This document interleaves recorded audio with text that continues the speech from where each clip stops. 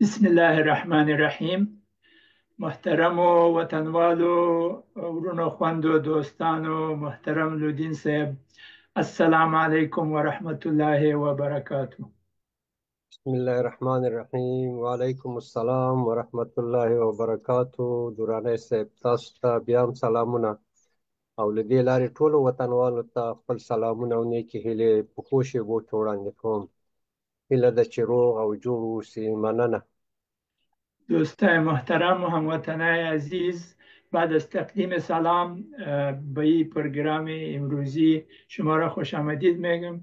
خدا کنه چند لحظه که همراه ما می باشین، از این پروگرام لذت ببرین و این را در صفحه های اجتماعی خود شریک بسازین که دیگه دوستا موضوع مستفید شون. دیگه میخوایم نشان بدیم که ما این پروگرام درباره چی است و بعد از او انشاءالله به پیش میریم. خو نن د جمعې مبارکه ورځ ده او د وعدې سره سم موږ دلته د وطنوالو په خدمت کې یو. انشاءالله چې تاسو پوسټر وینئ، زه خو یې ګورم. په دې کې د پروګرام اړونده مسایل په عامه توګه او په خاصه توګه د نرمو مهارتونو په هکله یا په مشخصه توګه د ذهني ودې 14مه برخه یا بخش 14 رشد فردی در محیطی که هر انسان در وجود خود دوره داره، د هغه برخه باندې بحث او خبرې کوو. او زه فکر کوم چې دا د انساني ودې د اړیکو په برخه کې دریم یا څلورم برخه ده چې موږ او تاسو پرې غږیږو. نن بخیر. مثل که در پوستر میبینن این پروگرام 46مین ماست در سلسله ذهنیت صلح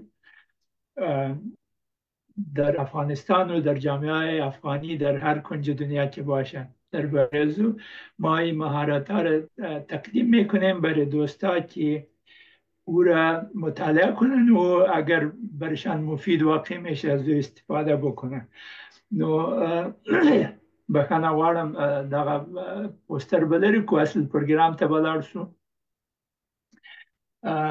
پروګرام په دغه برخه کې دغه د موږ د اړیکو په اړه کې څلورم پروګرام ده او د دې لپاره چې د موږ حافظه لږ زره تازه شي،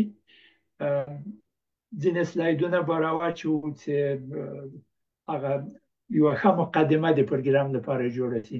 نو موږ په ډېرو پخوانیو پروګرامو کې ویلي وو چې په ټولنه کې یو انسان اول د محتاجی په حالت کې وي، بعد چې د وده وکړي جسمي نقطه نظر نه دوی حالت د بلوغ ته رسیږي، اما د دې لپاره چې فکري او معنوي او روحي او له نورو اړخونو نه هم وده وکړي، د ځینو خنډونو دوی باید عبور وکړي، نو دوی به د خودکفایي مرحلې ته ورسیږي.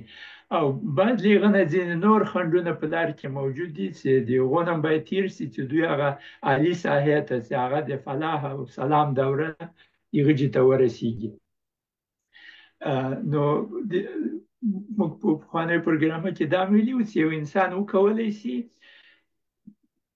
دغه سفر وکړي، دغه مرحلې تیرې کړي او په سرعت کې تیر کړي، دوی باید هدفمند ژوند ولري.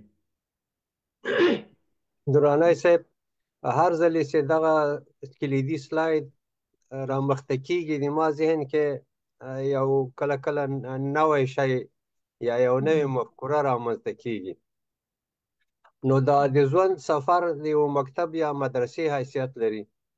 یو مکتب کې هم انسانان له مختلفو صنفونو نه تیریږي تر څو چې بالاخره هغه لوړې مرحلې ته رسیږي او فراغت حاصلوي، د زندگی جوګه ګرځي، د خدماتو جوګه ګرځي. نو دغه ابتدایي مرحله او موږ او تاسو وطن کې د دورې د مکتب به ابتدایي او متوسطه او عالی به واده شي. نو اوس په دا هره مرحله کې به یو شمېر مضمونونه ضروري هغه لوستل کېدل. څوک به چې هغه کامیاب وي او بریالی شو نو هغه به بلې مرحلې ته یا د هغه مضمون یو بله مرحله به مطالعه کوله. دا ماته اوس داسې د یو مکتب او مدرسې په شان ښکاري چې د رشد او فلاح او سلام برخې ته یوه ټولنه یا یو شخص له دغه مدرسې او له دغه صنفونو یا دغه مضمونونو نه تېرېدو ته ضرورت لري. او رښتیا هم په اوله مرحله کې د ژبې مسله ده چې ژبه باید زده کړي تر څو چې هغه ژبه د فهم و تفهیم یا د هغه مسلک سره سمه دغه مقصد په لوري باندې سړی ډیزاین کړی شي. بل ژبه د یو مقصد لپاره خوځېږي، مقصد ته د رسېدو لپاره انضباط او ډیسپلین زده کول او پریکټیس عملي. په همدې ترتیب باندې پاس هغه مرحلې یا هغه برخې چې د انسان د رشد لپاره پکار دي یا د ټولنې د رشد لپاره پکار دي یا حتی د یو نهاد د رشد لپاره چې هر نهاد وي د هغه د خودکفایي لپاره دغسې مسایل پکار دي، که مکتب وي، که مدرسه وي، که شفاخانه وي، که یو خدماتي نهاد وي، حتی حکومت وي. حکومتونه هم د خپل رشد لپاره د دنیا کې چې رامنځته شوي دي ډېر ساده شکلونو نه رامنځته شوي، بالاخره یو عالي انکشافي حد ته رسېدلي. نو ډېره مننه دغه سلاید یا دغه ساحه چې له پخوا نه یو نوع انتخابي او مقدماتي سلاید ده.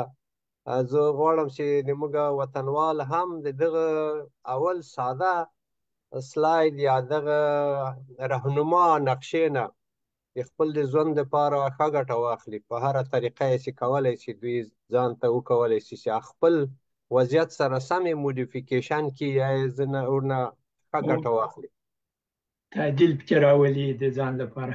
نو د دې لپاره چې دغه سفر په درست صورت سره ونیسي، هدفمند ژوند ته ضرورت ده. او موږ په دې باره کې مو ویلې چې په کومو ساحو کې باید انسان خپل اهداف تعیین کړي. موږ شپږ شیان ذکر کړي وو په پخوانیو پروګرامو کې، او په یوه کې دا و چې د چاپیریال په باره کې سي، او د دې لپاره چې په هغه باره کې هم د موږ حافظه لږ ذره تازه سي.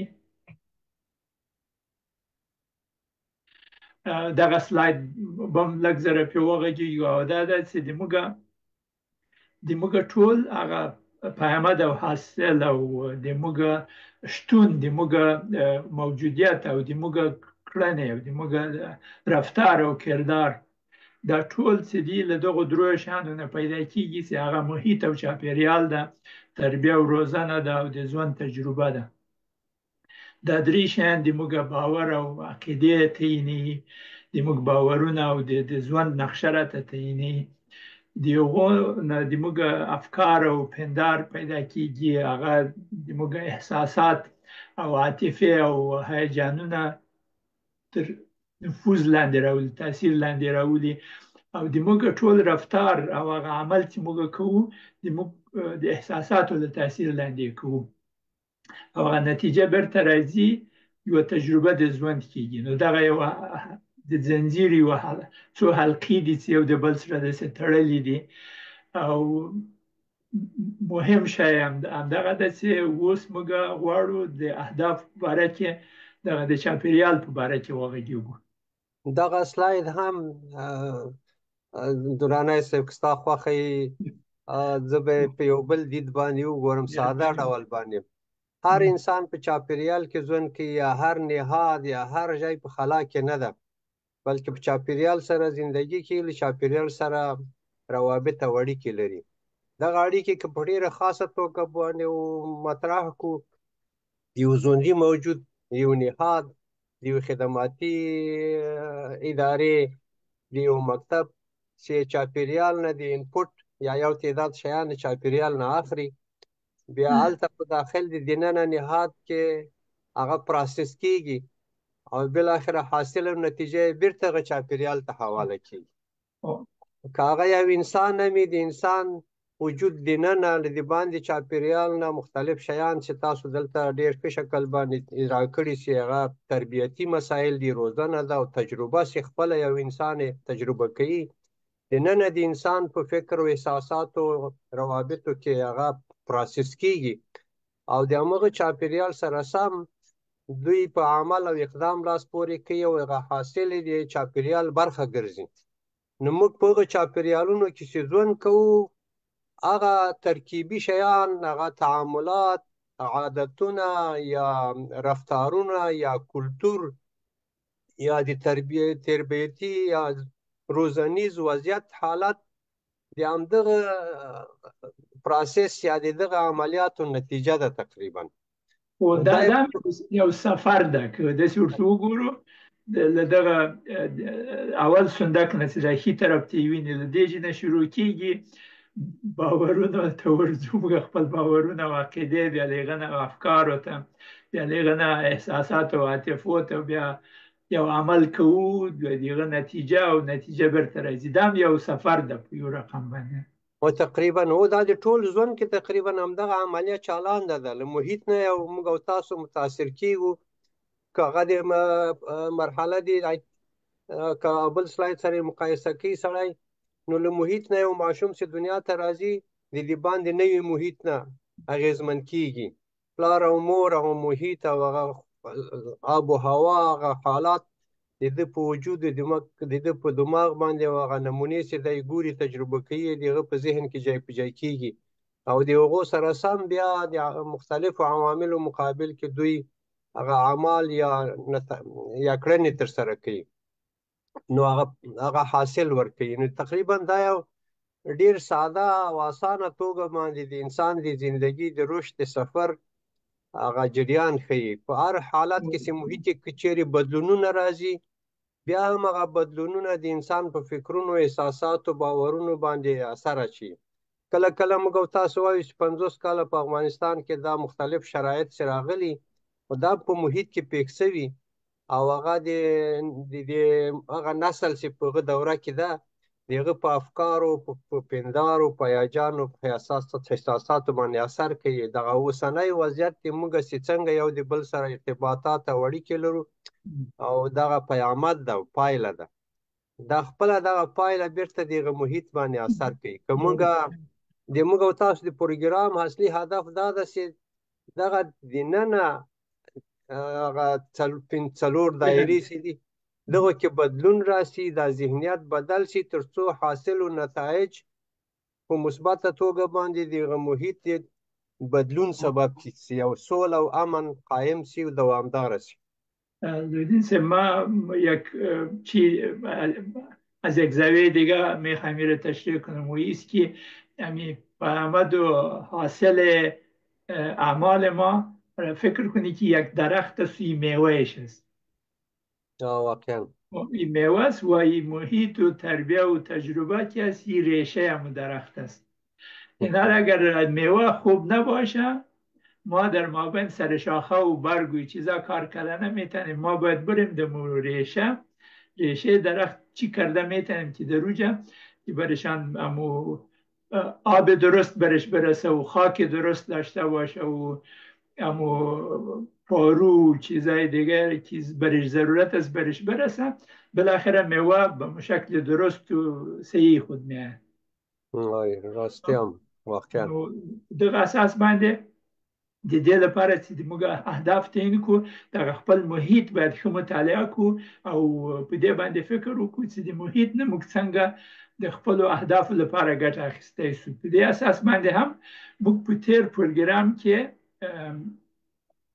یو بل سلاید هم شریک کړی دا یو ډېر مهم سلاید ده چې دا یو نفر د تامس لینارد اوس ژوندی نه ده هغه ویلي چې دغه د موږ چاپیریال اصلا د دې لپاره چې سم پې پوه شو په 9 برخو یې تقسیم کړی ده 9 برخو باندې په هغه کې هغه شخص یا ځان په منځ کې بیا اول محیط چې د ذهني محیط ده بعد له هغه نه نور محیطونه دي چې موږ ویلې بدني محیط نفسي محیط معنوي محیط طبیعي محیط مالی محیط فیزیکي محیط د شبکې محیط او داسې نور. په تیرو پروګرامو کې موږ وغږېدو موږ ذهني محیط باندې ډېرې خبرې وکړې څومره مهم ده. په بدني محیط هم خبرې وکړې په مالی محیط هم پروګرامونه وړاندې کړل د ثروت 4 اړخونو باندې موږ وغږېدو او بیا دغه تیر 3 پروګرام موږ د اړیکو د محیط په باره کې وو. نو دا د اړیکو محیط ډېر مهم ده ځکه موږ بې اړیکو نه ژوند نشو کولی. انسان چې د انسان خدای پاک یو اجتماعي مخلوق پیدا کړی ده او د دې لپاره چې وده وکړي، د دې لپاره چې ژوند وکړي، د دې لپاره چې ژوندی پاتې شي، دی اړیکو ته ضرورت لري، ټولنه کې د محیط سره، د نورو سره. نو په هغه باندې موږ وغږېدو.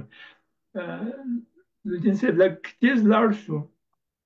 نو د اړیکو محیط، څلورم محیط د دې نوو محیطونه چې موږ پرې غږېدلي یو چاپېریالو کې، او دغه د اړیکو محیط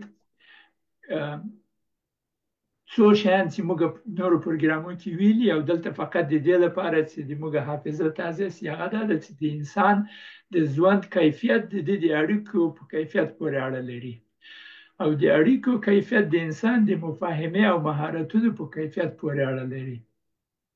دا یو فرمول ده، کېدای شي دوستان د دې نه استفاده وکړي. دوم دا ده چې د انسان د ژوند ټول دردونه او لذتونه د ده د اړیکو نتیجه ده. دریم فرمول په دې کې چې موږ پرې غږېدلي وو، د دردونو او لذتونو شدت او قوت د اړیکو عاطفي او احساسي فاصلې پورې اړه لري. که فاصله لنډه وي، دردونه او لذتونه هغه یعنې معکوس تناسب لري. که فاصله لنډه وي، لذت او درد ډېر زیات وي، او که فاصله لرې وي، لذت او درد کم وي. دغه اساس باندې موږ وغږېدو. موضوع دیگر نورالدین صاحب که ما دربارش گپ زدیم و ایست که چی چیزا باعث ازی میشه که ما می روابط خود، می علایق خود همراه دیگه قوی تر بسازیم. و یک چیزی که بسیار مهم در روجه بود وی بود که ما باید یاد بگیریم که اعتماد چیست و چه قسم ما میتونیم همیسوی اعتماد در جامعه و در اطراف خود و در محیط خود بلند ببریم. په دغه باندې موږ غږېدلي وو چې موږ پنځو ساحو کې اعتماد باندې کار کړی وو، پروګرامونه هم جوړ کړي وو چې اول په ځان باندې اعتماد به نفس چې است، اعتماد روابط د اړیکو اعتماد، تنظیمي اعتماد، بازاري اعتماد او ټولنیز اعتماد. په دغه باندې موږ پخوا خبرې کړې، او په افغانستان پیس چینل کې دغه پروګرامونه موجود دي. اوس به فقط د موږ د حافظې لپاره وایو چې دغه شخصي بنسټ د اعتماد څه ده. بنسټ د اعتماد څلور پښې لري، څلور پایې لري، یو باندې قوت پیدا کوي. یو صداقت او تمامیت ده، یو حسن نیت ده، یو ظرفیت ده، او یو فعالیت او نتیجه. دغه په دې موږ وغږېدو چې دغه اول دوه چې دي، صداقت او تمامیت او حسن نیت څه ده، دا د موږ په کرکټر او په شخصیت پورې اړه لري، او ظرفیت او نتیجه د موږ په اهلیت پورې اړه لري.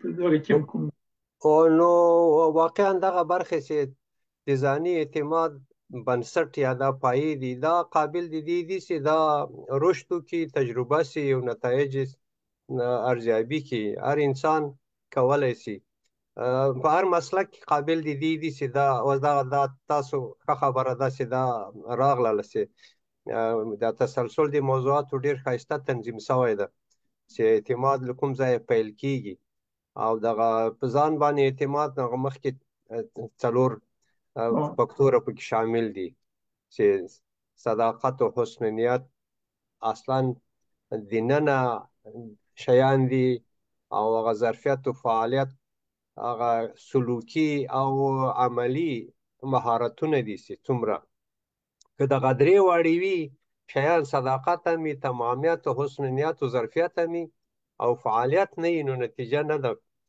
له بلې خوا نه د فعالیت او نتیجې اغېزمنتوب، مؤثریت بیا مربوطه په پاس درې شیانو باندې. یعنې دغه فرمول یا دغه څلور برخې یو د بل سره ډېر یو عجیب ارتباط او اړیکې لري یو د بل سره. رښتیا هم. نو د اعتماد مثلث دغه وایو، د اعتماد مثلث دغه درې هغه قاعده د دې مثلث د اعتماد په ځان باندې ده چې موږ دغه څلور پایې باندې ذکر وکړو. هر وخت چې موږ په ځان اعتماد پیدا کړو، موږ کولی شو په نورو خلکو هم اعتماد وکړو، ځکه موږ د قوت نه راځو، موږ د دې نه راځو چې موږ ډارېږو، موږ په خپل ځان باندې اعتماد لرو، په خپل عقایدو، په خپل قوت، په خپل اراده دغه شیان باندې موږ ایمان لرو، نو په یو وخت موږ کولی شو چې په نورو باندې اعتماد وکړو او نورو ته وښیو چې موږ په دې باندې اعتماد لرو. او هغه اجتماعي فورمول دا ده چې که چېرته ته بل چا باندې اعتماد وکړي، هغه نفر د دې لپاره چې ځان د اعتماد وړ وګڼي خپل سویه د اعتماد هم جګوي او په تا باندې هم اعتماد کوي. نو دغه سلسله داسې تکمیلیږي.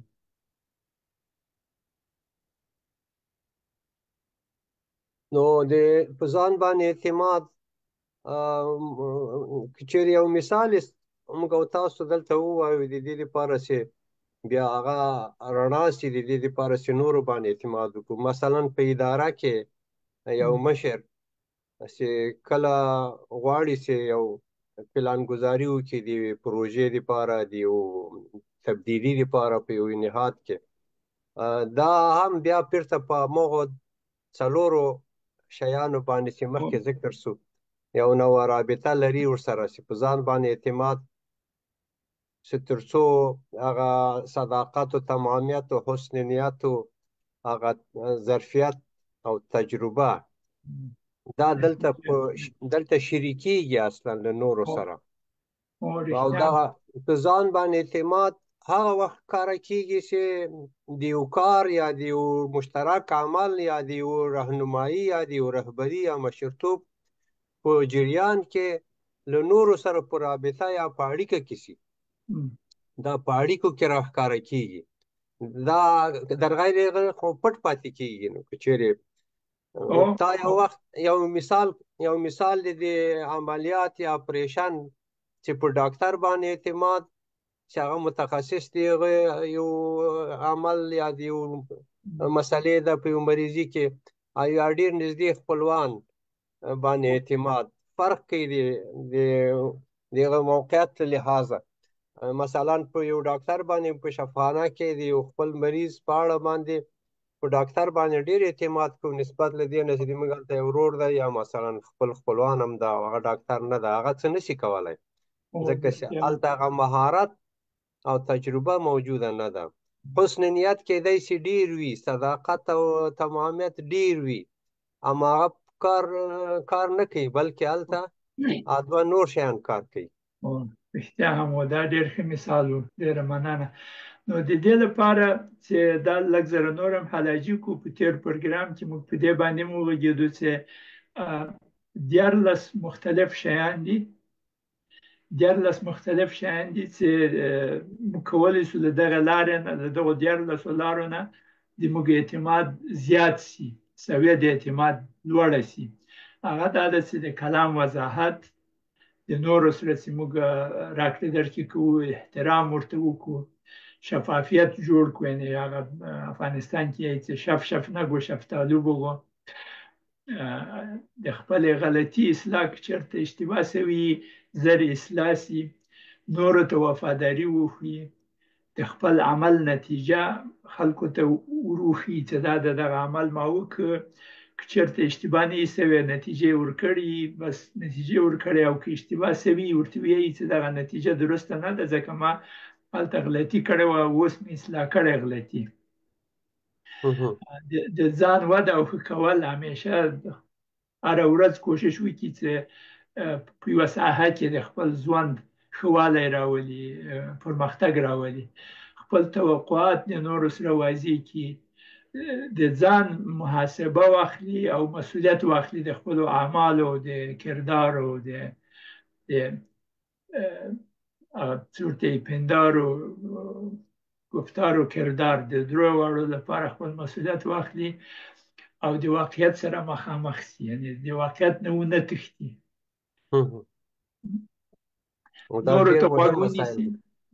نورو ته غوږ ونیسي، هغه تعهد او وعده یې چې کړي هغه ته وفادار پاتې شي او په نورو باندې اعتماد وکړي، ځکه که دغه 12 شیان نور وشي ځان د اعتماد زیاتیږي، بیا کولی شي په نورو هم اعتبار وکړي. دغه پروګرام دغه 15 شیان د کرکټر او شخصیت، 15 شیان د اهلیت او ظرفیت او دغه ګډ شاخصونه دا د یو کتاب نه په نوم د سپید اف ترست یو امریکایي نفر لیکلی. نورالدین صاحب دغه نفر ما خپل کتاب دغه د زعامت مقام مې چې لیکه د ده سره ما مصاحبه هم وکړله. و نو تقریبا یو ساعت سره غږېدو، مختلف سوالونه ما کړي وو. د ما په کتاب کې هم ډېر شیان ترې ذکر شوي دي.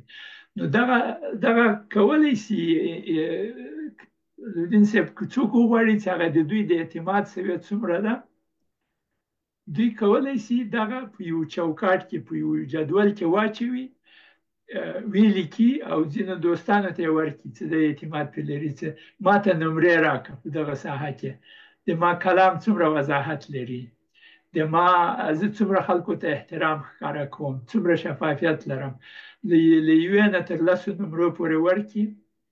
او دغه نمرې چې ورکړی سولې، کېدای شي د هغه ټولې نمرې 110 نمرې 110 نه څومره کمي، مثلا 80 دي، 90 دي، 100 دي.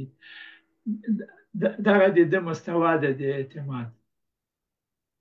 دا کېدای شي چې د افرادو په سطح خو صحیح ده، د یو نهاد یا د یو مجمع یا په یو ګروپ کې هم د اعتماد د سطح ارزونه خو په همدې لارو ممکنه ده چې هلته په یو ډله کې یا په ګروپ کې اکثره دغه ګروپونه یا نهادونه جوړیږي، اول کې نه پیغم چې دا احساسات او هیجانات عاطفي برخه یې پس د سیاسي واقعیتونو ته راځي، بیا کله کله دا له مشکلاتو سره مخامخ کیږي او هلته د اعتماد سطحه منفي کیږي او بالاخره یو نهاد له منځه لاړ شي. رښتیا دا د ډېره ښه خبر وکړه. هغه متل د دریځه به کې مشت نمونه خروار است، که وایي چې دا خروار یو تنظیم دی، یوه ټولنه ده، او مشت هغه فرد د ټولنه کې، که هغه افراد په دغه 14 شیانو کې ښې نمرې واخلي، ټولنه په خپله ښه نمره اخلي. نیما مطلب له دې خبرې نه دا و چې په یو وسیع شکل باندې دغه واړه چوکاټونه قابلیت تطبیق پیدا کوي. زما د پوښتنې نه دغه مطلب و چې که چیرې دغه سلاید مثلا ګوري یا مخکې سلاید ګوري، حتی د چارواکو په سطح باندې یو سیاست یا نظام کې د اعتماد موضوع ډیره مهمه موضوع ده، دا په یو شکل باندې کولی چې دوی خپل ارزونه وکړي، وخت په وخت باندې خبرتیا حاصله شي، په عوض د دې چې نور خلک پکې خبرې کوي او تبلیغات کیږي رقم خپل دننه که سطح د اعتماد لوړی او دغه خصوصیات په غجې کې موجود وي، نو هغه نظام یا هغه نهاد یا هغه جریان یا هغه کورنۍ یا هغه شخص دا کولی شي په اسانه توګه باندې د خپلو مسایلو د حل لپاره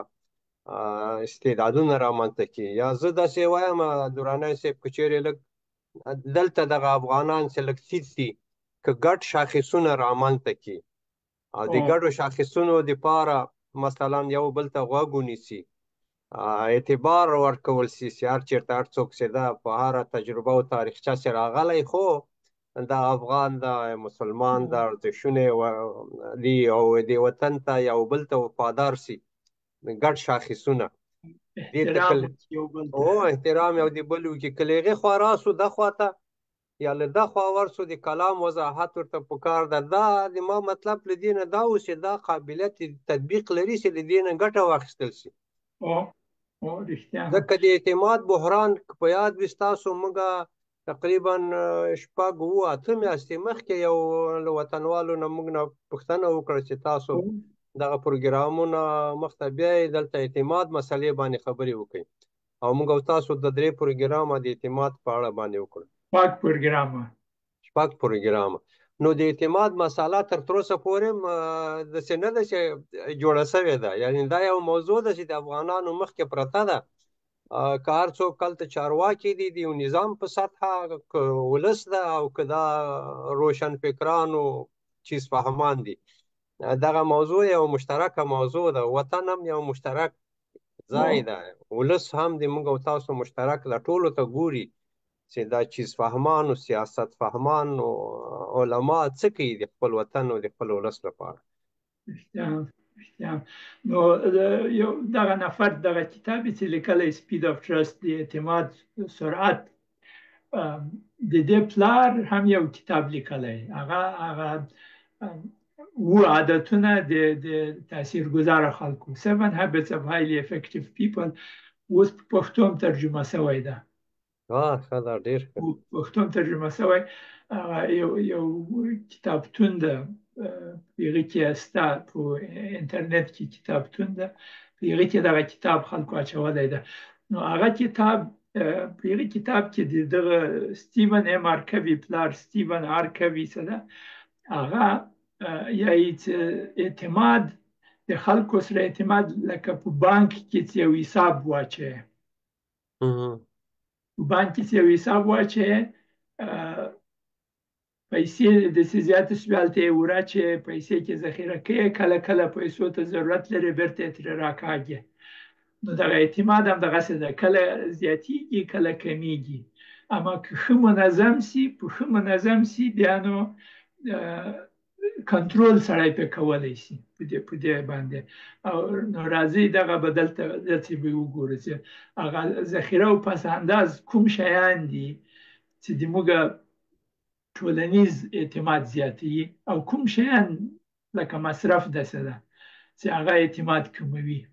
هغه شیان چې اعتماد زیاتوي دا ده چې د عادي خلکو سره چې موږ غږیږو، پوښتنه یې وکړو چې دغه نفر به وپېژنو، ښه پرې پوه شو چې دا څوک ده، څه خصلتونه لري، څه مشکلات لري، په څه رقم سره موږ کومک ورسره کولی شو، څه رقم انسان ده چې ځان پرې پوه کړو. عوض د دې چې مصرف پیدا وي چې موږ فکر وکړو چې موږ یې پېژنو. ما پوست د چرمګري میشناسم، هغه یو متل ده که نه، په هغه رقم سره دا یو غلط هغه ده، اعتماد کموي. او داسې کوشش وکړو چې نفر ته غوږ ونیسو او وپېژنو، اعتماد زیاتوي. بل کوچني جزئیاتو ته پام وکړو، دا هم اعتماد زیاتوي. مقابل طرف سپکاوي به اعتنایی ونه کړو، یعنې هغه جزئیاتو ته توجه وکړو، اما داسې ونه کړو چې برو بابا پشتی گپا نگر، ما میفهمیم اینه، هغه چې پوستش د چرمګري میشناسیم. په دغه رقم سره یو مقصد چې وي، بیا هغه اعتماد کموي. بل شی چې اعتماد زیاتوي، خپلو وعدو او ژمنو ته وفاداري اعتماد زیاتوي. اما که چېرته وعدې ماتې کړې، هغه اعتماد کموي. عموما مور او پلار اولادو ته ډېرې وعدې ورکوي، اما په زړه کې یې دا نه وي چې هغه وعدې وساتي. فکر کوي چې د اولادو به دا هیر سي، اما د اولادو نه هیرېږي. 100 کاله وروسته واقعا همداسې ده، رښتیا. دا د کورنیو اړیکو لپاره ډېر مهم ده، دغه خلک چې غوږ یې نیولی. او دلته یو ورور بریالی سهران سلامونه یې ویلي دي، سلامونه مې قبول که ماما او ستا ګران مېلمه ته، د ما خوریی ده په کویټ کې. وعلیکم السلام. سهران صاحب همیشه دا کویټ کې ده که نه؟ ښه وخت ولرئ. موږ تشویق کوي، ډېره مننه. بل شی لکه پخوا هم چې وویلې، خپل توقعات هم چې واضح سي، خلکو ته واضح توقعات وکړو، اعتماد زیاتوي. او که داسې په مرموز ډول باندې غږیږو او په نیمې خبرې کوو او د دې توقع لرو چې هغه په ټول شیانو پوه سي، هغه بیا نو اعتماد کموي، چې هغه مبهم موضوع مبهمه پاتې سي.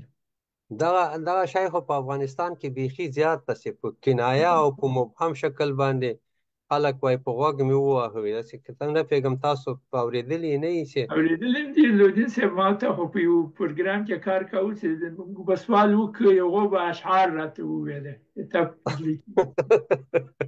یعنې دا یا د کلتور داسې یو برخه شوې ده چې وایي چی شی وای میگم بدر و دروازه بشنوه یا څه شي خبر به و، مګر خلک خو ټول نه په دې پوه باندې، غیر مستقیم کنایه، غیر مستقیم ډول باندې په غوږ وهل، دا د موږ او تاسو د کلتور یو برخه ده. او کله کله اکثرا یې مثبت اړخ هم نه لري، په دې کې منفي کنایې او د خلکو د شرمولو یا د خلکو د په یو شکل باندې د هغوی د جرح لپاره یا د هغوی د تحقیر لپاره کوي، تحقیر لپاره ویل کیږي. نو متاسفانه په کلتور کې هم ډیر شیان داخل سوي دي، رسم و رواج کې د شیانو کې. بله موضوع چې اعتماد زیاتوي احترام، ادب او مهرباني ده د نورو سره وکړي، او برعکس بې احترامي، بې ادبي، بې رحمي دا اعتماد بس ختموي. غایب ته وفاداري، د چا غیبت ونه کړي، که غیبت دې وکړ هغه نفر چې حاضر دی هغه داسې فکر کوي چې ولا چې زه نه یم د ما په باره کې بیا دغسې یعنې دغه یو غلط فهمي ډیره موجوده ده چې دې کې څوک دې ته فکر نه کوي چې کله چې غیبت پیل شي اکثرا د غیبت په مجلس کې نور هم ډیر اسانه او شریکېږي. له دې بې خبره دي چې هغه څوک چې بیا که چېرې همدغه ګروپ کې یو بل څوک غایب شي د هغه غیبت هم شونتیا پیدا کوي، حتمن پیدا کېږي. دغه مسله د غیبت د له منځه وړلو دپاره دا یوه ښه خبره ده چې یو ویښتیا او پاملرنه رامنځته شي چې چېرته په کوم ګروپ کې غیبت کېږي د هغه ګروپ اعضا که چیرې تیت شي نو نور خلک هم بیا د دوی غیبت کولی شي، یا په بل میدان کې کیدای شي یو دوه نفر یې غایب د هغو په اړه غیبت وشي. او غیبت اکثرا هغه طبیعي او روحي بنیاد د انسان د اړیکو ماتوي، یعنې اعتماد او وفاداري ماتوي. او اکثرا دغه وفاداري او اعتماد او مهرباني د غیبت په واسطه باندې چې خدای تعالی هم غیبت ته ډېر بد ویل شوي او بد یو مثال کې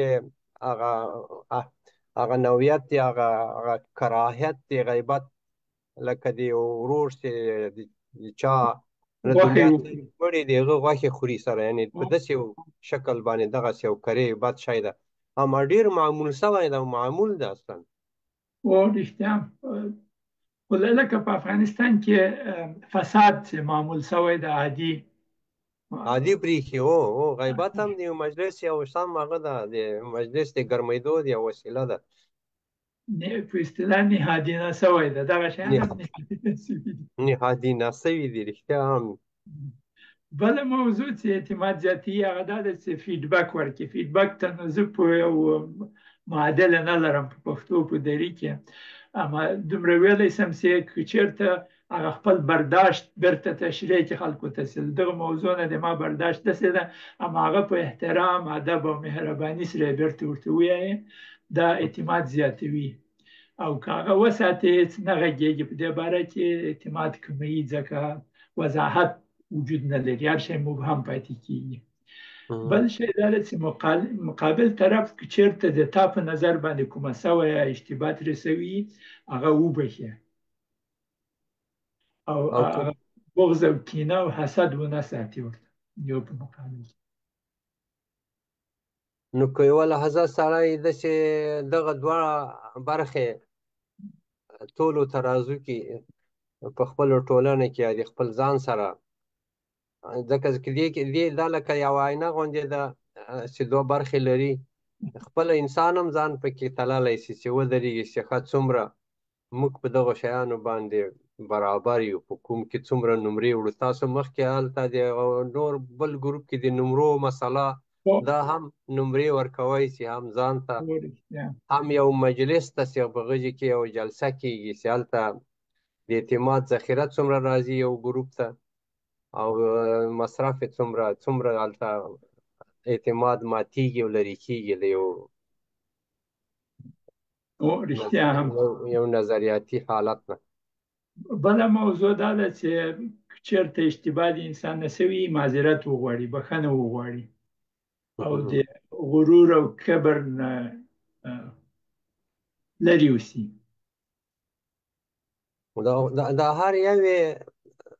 دا هر یوه برخه ځان ته یو پراکټیکل سیشن غواړي، خو دا د بیا هر چا پورې مربوطه ده چې خپله څنګه له دې نه ګټه اخیستلی شي.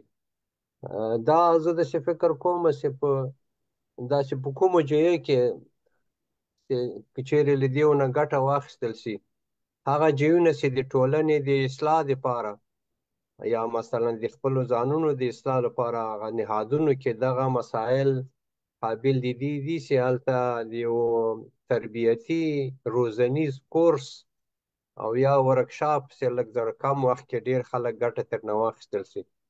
دا قابل دي چې دغه برخې په کار وشي او له دې نه ګټه واخیستل شي. افغانستان د خو د اعتمادي په لوري کې ځي، د اعتماد په مختلفو برخو کې، اعتماد په سیاسي بعد کې، په اجتماعي بعد کې، په اقتصادي بعد کې، او په خپل کار باندې یا په خپل مسلک باندې د اعتماد په برخه کې دغسې کیدای شي چې دغه برخې همدارنګه څه مسلکي شیان چې د اعتماد په لوري سبب دي چې دا قابل د تطبیق دي او موږ غواړو یا له هغه وطنوالو نه چې په دغو ساحو کې مسؤلیت لري له دغو نه ګټه واخلي.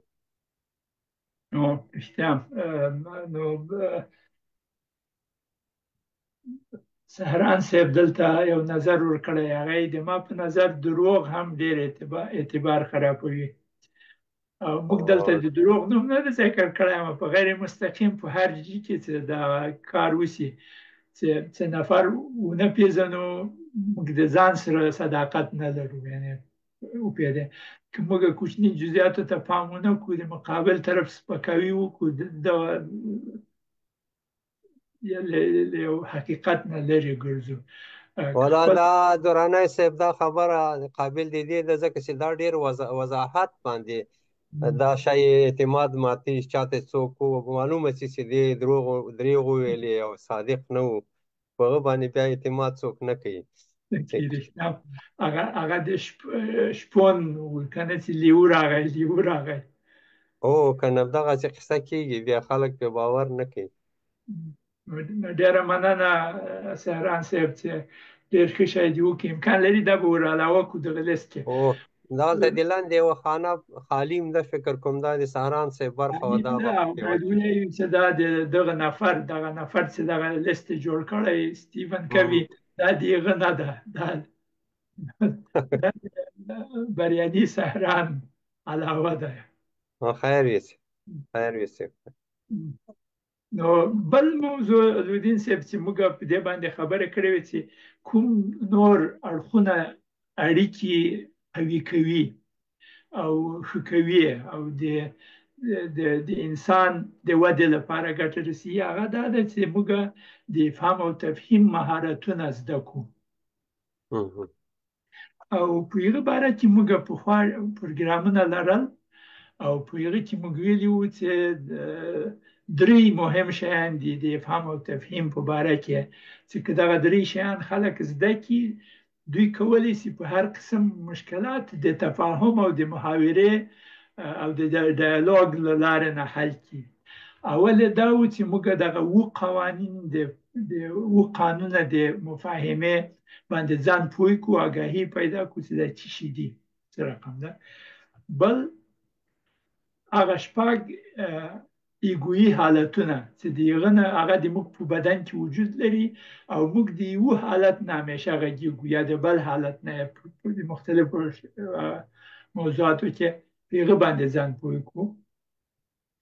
او دریم پنځه نیتونه د تعامل، موږ د نورو خلکو سره چې یو تعامل کوو اعلانوو نه، اما یو نیت لرو، یو فکر لرو چې دغه تعامل نه موږ څه شی غواړو، باندې ځان پوه.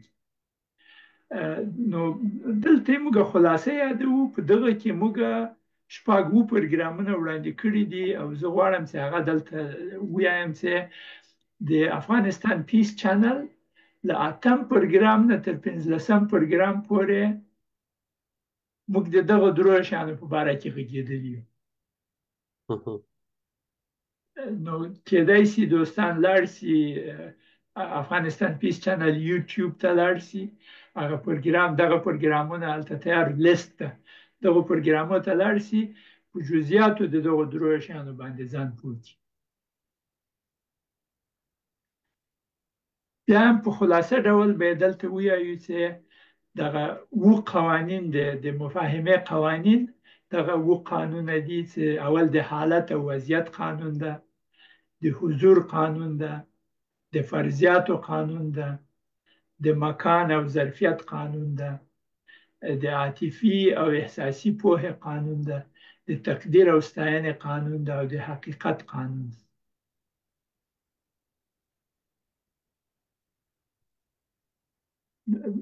دغه په هر باره کې موږ سلایډونه لرو هلته، او تشریحات هم لرو، او توضیحات هم ورکړي دي. بل هغه دوم شی چې هغه شپږ ایګویي حالتونه موږ وویلې چې انسان د نورو خلکو سره چې غږیږي یا د والد ایګویي حالت نه غږیږي، چې هغه په دوو ډولو ده: انتقادي یا سختګیر والد، یا نرم او مهربان والد. یا د بالغ ایګویي حالت نه غږیږي، او یا هم د ماشوم ایګویي حالت نه، چې هغه ناڅاپي ماشوم، غلی ماشوم او غوسه‌ایي ماشوم. د دغو درو دغه ټول شپږ ایګویي حالتونه دي. دا د موږ په وجود کې شته، او ضرور هم دي چې استعمال کو په مختلفو ساحو کې په مختلف اندازه باندې. اما هغه وخت چې موږ عمر زیاتیږي، په دغو شپږو کې یو یا دوه د موږ عادت ګرځي. لکه اوس د مثال په توګه دغه امریکا کې نوی رئیس ته راغلی ده، که د دغو شپږو نقطو نظر ته وګورو، انتقادي والد نه غږیږي دی همیشه، او د غوسه‌ایي ماشوم نه. دغسې یو خصوصیت را خپل کړی ده. موږ بله ورځ بحث کوو، موږ وویلې چې د دغه رئیس الګو یې لکه چې د موږ امیر المؤمنین د په افغانستان کې هغه هم قانون 3 کاله تیر شول، قانون یې نه ده جوړ کړی، 3.5 کاله فرمانونه صادروي، د فرمان په هغه باندې حکومت کوي.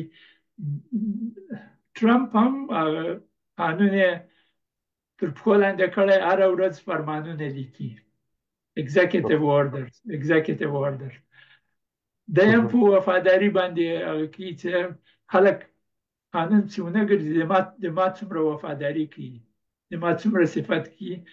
هلته هم دغسې حالت راغلی. هغه وروستۍ خبرې چې واورې، دغسې یې ویلي دي چې اطاعت د امیر نه ډېر لازمي ده، او هغه وزیر یې چې دا فرض ده. نو دغسې شیان موجود دي. دغه اړیکې په دغه رقم سره تر تاثیر لاندې راځي. دا شیان ډېر مهم دي. زه ما غوښتل چې دا ذکر کړم. نو بنیاد د دې کې درانه صاحب د ښي خواته تاسو د یوه کلمه هلته پکې هغه ده چې د ایګو مسله ده. د ایګو که داسې ساده واخلو چې په ځان باندې تمرکز و، د ځان لویي او د ځان برحقه ګڼل، او که په دغه یو حالت ته چې نور. خو یو بل خبره دا ده چې خلک چې د ایګویي حالت کې معمولا هغه خلک چې هلته قدرت و توان و پاور یې په داسې یو حد کې وي چې ځان همداسې ګڼي. په افغانستان کې اکثرا دا مشران داسې نقطې ته رسېږي چې بیا خپل ځان، خپله خبره، خپل فکر، خپله نظریه همیشه ورته ښه ښکارېږي، مهم ښکارېږي، صحیح ښکارېږي ورته. دا یوه خطرناکه غیر مستقیمه غلطي ده چې بعضې خلک یې ښکار کېږي، او چون د هغوی دا توان استعمال کې بیا غلطیانې راځي، سبب د دې کېږي ټولنه او یا خپل ځان یې صدمه ویني. دا یو پوښ غوندې ده، کلک پوښ ده چې په هغه کې ننوځي، او شاته غیر مستقیم ډول باندې ویرې هم موجودې دي. د له لاسه ورکولو ویره، د لوېدلو ویره، د یو شي د لاسه ورکول او لوېدل شاته دا سبب د دې کېږي چې هغه خلک په اقتدار یا قوت یا توان کې ډېر راغونډ شي، او شاوخوا ماحول یې هم داسې جوړ شي چې د ده صفت وشي. ځکه ایګویي حالت خپله تغذیې ته ضرورت لري. هغه تغذیې دا ده چې د ده فرمان او د ده شیان ټول د یوې کړۍ له خوا نه، د یو چا له خوا نه ورته صفت شي او صحیح شي او هغه ومنل شي او سرغړاوی ترې نه ونه شي. نو لودین صاحب په اسلام کې دغه موضوع ته ښه فکر شوی ده او ځکه په قرآن کریم کې امر شوی چې شورا بینهم وکن وامرهم شورا بینهم، داسې دغه خبره ده چې شورا. او داسې هم نه ده چې مداحان خپل ماحول کې راټول کا او د هغو سره شورا وکړه. مم. حتی رسول د خدای پاک د خپل رسالت په وخت کې هم د دغه امر یې تطبیق کړی ده. مختلفو موضوعاتو کې د نورو خلکو سره مشورې کړي دي. خو دغه سیستم د ټولنیز سیستمونه خو معمولا ځکه د ټولنې سره اړیکې موجودې دي، هلته حقوق دي، هلته اړتیاوې دي، ضرورتونه دي. او بله خبره دا ده چې هر نظام د خپل ټولنې نه د خپل قوت عناصر اخلي. که چېرې یوه ټولنه د یو نظام د یو مشر ته خپل قوت ورنکړي او له هغې خوا نه تایید او نصرت او هغه پالنه نه وي موجوده، هغه نظامونه ولو کار څومره قوي وي هغه بیا دوام نه کوي متاسفانه.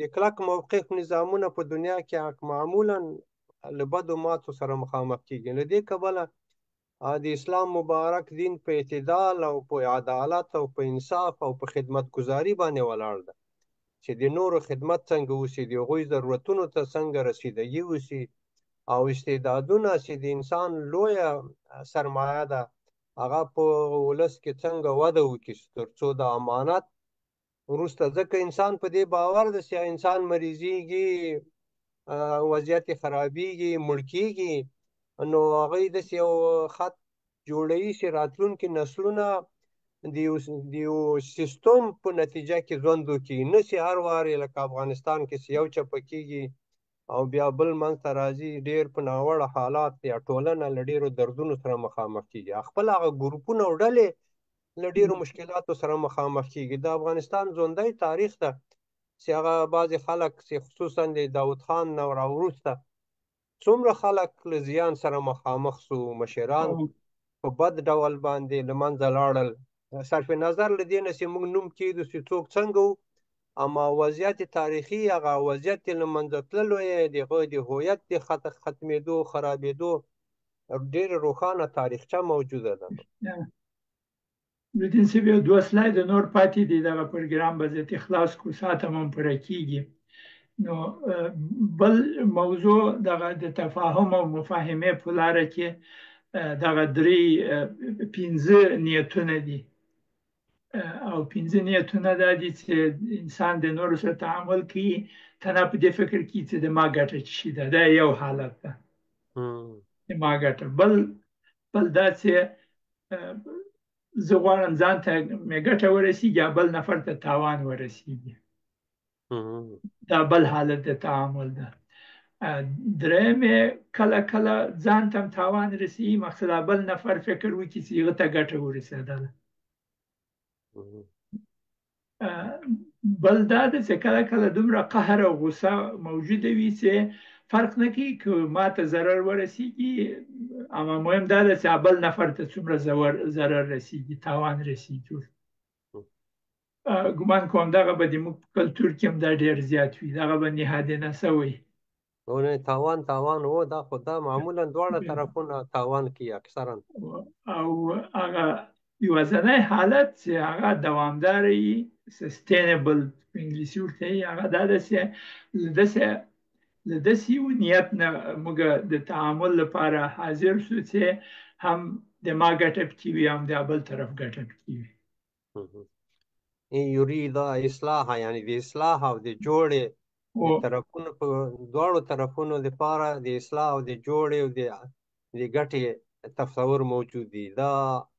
دا ډیر مهم ده، خو ډیر کار ورته پکار ده. دې ته هغه پاس ډولونه اکثرا ډیر په عامه توګه باندې تطبیقیږي، رای نه وي بعضې خلک همیشه د خپل ځان په ګټه کې، بل وخت خو کله کله یعنی دا ډیر واضح شکلونه معلومیږي په دې تعاملاتو معاملاتو کې په هره سطح کې.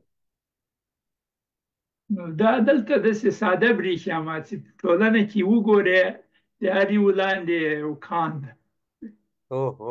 رښتیا اخرنی سلاید د موږ د نن ورځې دغه د تفاهم مثلث ده چې په دې باندې موږ زره وغږیږو چې موږ په څه خیل په څه رقم څه شیان موجود دي چې موږ وکولی سو ټولنه کې خلک یو د بل سره وصل کړو نږدېوالی پیدا شي نو یو علت یو سبب د دغه نږدېوالي هغه مهارتونه د مفاهمې او د تفاهم دي چې موږ خبرې پرې کړې او لیست هم ورکړ تقریبا 8 پروګرام موږ په هغه باره کې لیکلي وو تقدیم کړي وو او بل دا ده چې موږ لږ زره تمرکز په دې وکړو چې زموږ مشترکات چیرته دي ګډ واقعیتونه دي موږ چیرته دي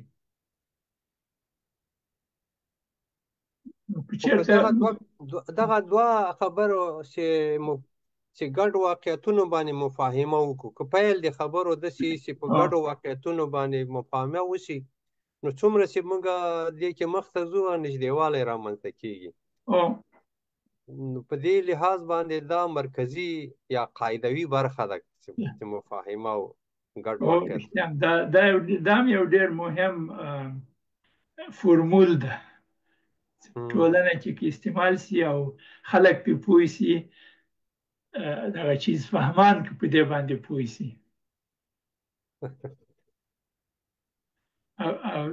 یو خو پوهه ده چې پې پوه سي او بل دا ده چې استعمال یې کړي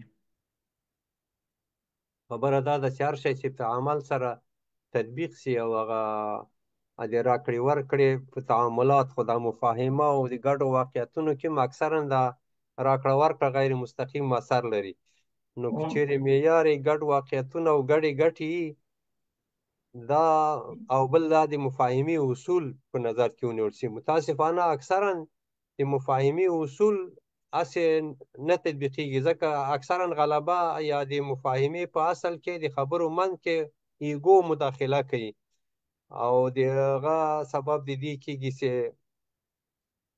دغه اصلي هدفونه له لاسه ورکړل شي هغه 6 درجې د غوږ نیولو چې موږ تشریح کړي وو په یو 6 پروګرامو کې 7 پروګرامو کې موږ ذکر کړي چې 6 درجې د غوږ نیولو په کومه درجه باندې خلک یو بل ته غوږ ونیسي بیا تفاهم زیاتېږي نو په هر صورت باندې به سلایډونه به لرې کړو په آخر کې به داسې وکړو چې دوستان موږ دواړه یو ځای وویني په پرده کې او دوستانو سره به خدای پاماني وکړو تر بلې جمعې پورې انشاءالله که اراده د خدای وه بیا به بل پروګرام هم د چاپېریال په باره کې وړاندې کړو او لودین صاحب موږ 2 پروګرامه لرو مخکې له دې چې روزه راسي دغه 2 هفتو کې باید یو فکر وکړو چې د روزې مبارکې میاشت کې به موږ څه شي کوو رخصتي اخلو پروګرام تعطیلوو دوستانو او د وطنوالو نه اجازه اخلو چې ونه کو یا دا ده چې موږ یې داسې وخت جوړ کړو چې تناب مثلا په شمالي امریکا کې خلک کولی شي موږ ته غوږ ونیسي اما نورو دوستانو ته په افغانستان کې او د نړۍ په نورو کونجو کې دوی تنها د یوټیوب له لارې نه یې واوري او رښتیا هم په دې محتویاتو به هم له سره غور وکړو چې د روژې د مبارکې میاشتې سره سم کوم موضوعات یا یو خاص پروګرام ورته جوړ کړو دې باندې به بیا مشوره وکړو انشاءالله چې هغه د دې مبارکې میاشتې له عمومي معنویت او د هغه له خصوصیت سره که برابري او یا داسې رخصتي وکړو دې باندې به بیا ما او تاسو سره انشاءالله مشوره وکړو ګډه مشوره بیا به پس له په دې باندې تصمیم ونیسو حاضره به دوستانو سره خدای پاماني وکړو هفتم په خیر د یو کې چې جمعه په خیر تیره کړې وي او دغه راتلونکي هفته هم په خیر تیره سي په خیر په خوشحالي په سعادت باندې تیره سي نو ډېره مننه خدای پاک هم ارام او آباد لره د سولې او د امن او د خوشحالي په لور باندې قدمونه استواره سه الله تعالی خوشحاله لره السلام علیکم ورحمت الله وبرکاته السلام علیکم